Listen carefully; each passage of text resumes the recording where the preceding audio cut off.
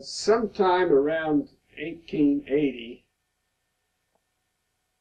a man came to the door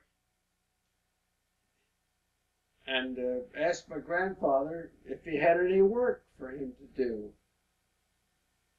And he finally began to talk about himself. He said that he was from Delaware.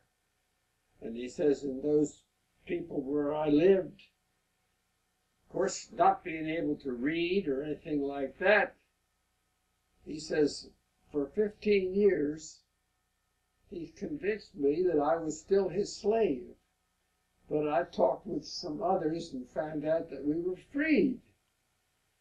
But I had to run away to get away, and I borrowed his boat and paddled across the Delaware Bay and up Mad Horse Creek. Well, he worked for my grandfather and my father most of the time. From that time on, my grandfather built him a house, and we always called it Tom Draper's cabin. And I can remember as he got old and feeble, he must have been, my grandfather and grandmother took him into the house and cared for him until he died. I remember the day he was buried.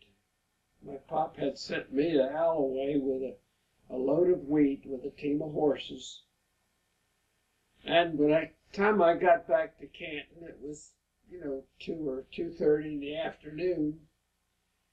And when I turned in by my grandfather's house, the horses broke into a very noisy trot.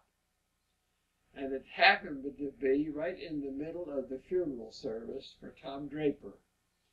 Well, my father overhauled me for that. I should have made the horses walk and kept the noise down. So Tom was buried out here in the Cuff Cemetery, alongside of what used to be the general store in Canton.